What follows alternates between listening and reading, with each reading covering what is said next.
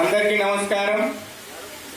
ఈ ఉచిత మెగా వైద్య శిబిరానికి విచ్చేసినటువంటి కోడూరుపాడు గ్రామ ప్రజలకు, అయ్యప్ప స్వామి భక్తులకు, దేవుడి ప్రతిరూపం, జీవితాన్ని వెలిగించే శాంతి స్వరూపం అయినటువంటి డాక్టర్లకు స్వాగతం, సుస్వాగతం.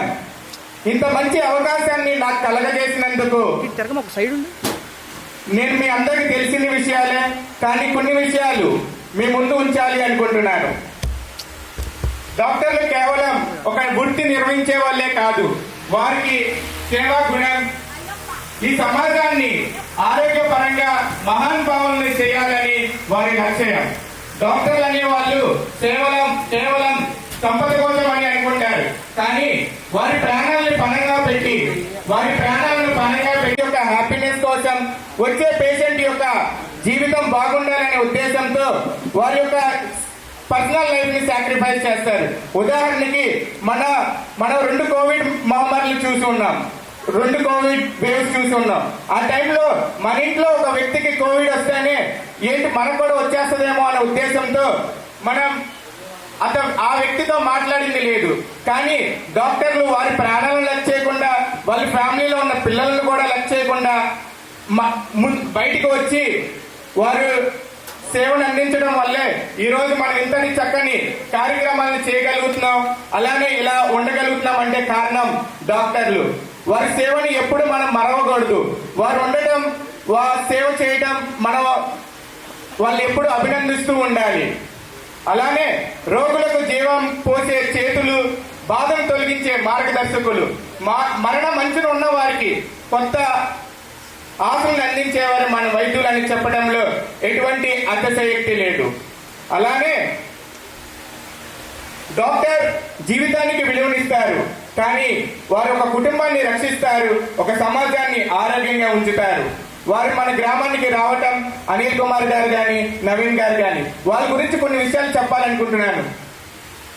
మామూలుగానే వారు ఆదివారాలు కూడా చాలా బిజీగా ఉంటారు, ఓపీ సమయంలో ఇంకా బిజీగా ఉంటారు. కానీ ఏ టైంలో అయినా మా నాన్నగారు ఫోన్ చేయగానే లిఫ్ట్ చేసి, సార్ చెప్పండి అంటే, మా గ్రామం నుంచి వీళ్ళు వచ్చారు సార్ అంటే అప్పుడు ఒక ఫోన్ కాల్ చేస్తారు. చేయగానే సార్ చూస్తాను సార్ అని చెప్పి వాళ్ళకున్న తక్కువ సమయంలోనే మనకి సమయాన్ని కేటాయించి, తర్వాత సమయాన్ని కేటాయించడం కాకుండా మంచి మెడిసిన్ ఇవ్వటం, మంచిగా చూడటం, ఆ తర్వాత ఇప్పుడున్న కార్పొరేట్ హాస్పిటల్ పరిస్థితి ఎలా ఉంది అనేది కూడా మనకు తెలుసు.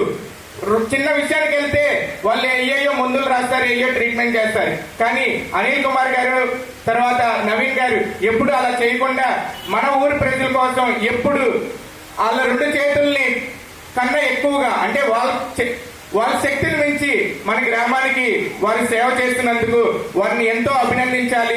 సార్, మా గ్రామం మీకు ఎప్పుడు రుణపడి ఉంటుంది.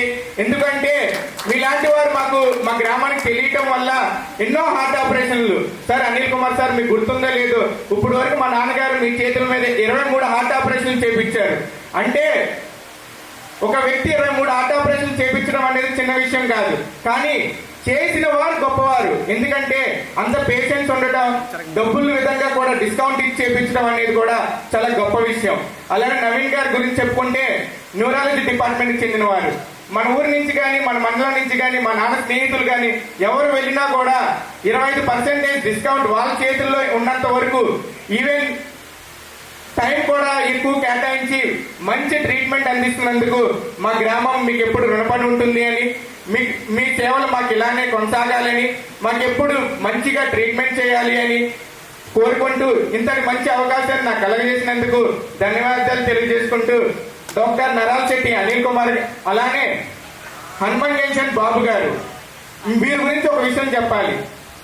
నేను కల్లారా చూశాను. సార్ దగ్గరికి నేను కలవడానికి వెళ్ళేటప్పుడు సార్ దగ్గరికి పేషెంట్స్ వస్తూ ఉంటారు. వారు ఆర్థికంగా లేని వారు అయితే వాళ్ళ గురించి 1-2 సార్లు సార్ గమనించి, మీరు మెడిసిన్స్ బయట తీసుకోవద్దు, అతని టేబుల్ మీద ఉన్న శాంపుల్ మెడిసిన్స్ ని వాళ్ళకి ఇచ్చి వాళ్ళని ఫాలోఅప్ చేస్తూ, వారు ఒక పేషెంట్ గా చూడరు, ఒక ప్రతి వ్యక్తిని ఒక ఫ్యామిలీగా చూసుకుంటూ వారు ఎప్పుడు వాళ్ళ శక్తి నుంచి, అంటే సార్ శక్తి మించి సార్ సేవ చేస్తున్నందుకు, అలానే మన గ్రామం నుంచి ఎవరు వెళ్ళినా కూడా వారు శక్తిని మించి సేవ చేస్తున్నందుకు సార్ మా గ్రామం మీకు ఎప్పుడు రుణపడి ఉంటుంది. ఇలానే మీ సేవలు కూడా కొనసాగాలని, ఇంతటి మంచి అవకాశాన్ని నాకు కలగజేసినందుకు మీ అందరికి హృదయపూర్వక ధన్యవాదాలు తెలియజేసుకుంటూ డాక్టర్ నరాల్ శెట్టి అనిల్ కుమార్ గారిని మాట్లాడవలసిందిగా కోరుచున్నాం.